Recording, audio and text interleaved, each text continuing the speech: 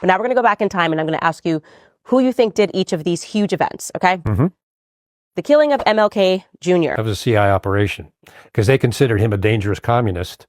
And both the FBI was bugging in churches where he was giving some of his speeches in churches. They were bugging the podiums and following him around. He was a top target for elimination. JFK. I think that was a CI hit, and they may have employed some mafia connections to carry it out because that was their mafia assassination program. Exactly. LBJ was very involved in all that in Dallas. And so he was an evil man. He was an evil man. Okay, what about Pearl Harbor? They knew the attack was coming. They knew where it was going to happen in Pearl Harbor and when. And they told no one, and they let it happen on purpose. That's from the commander of the Pacific Fleet.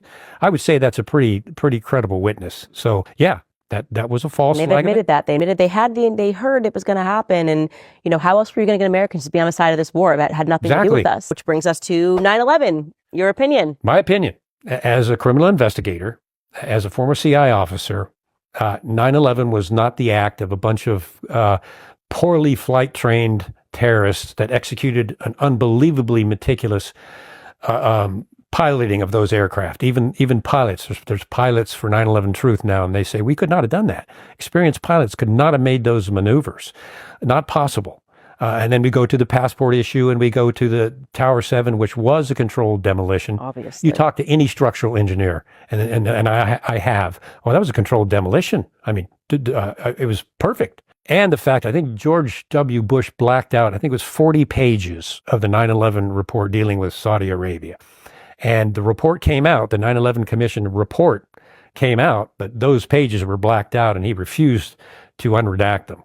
So wait a minute, this report was supposed to be for the American people on what happened, and you blacked all these pages out? What in the world?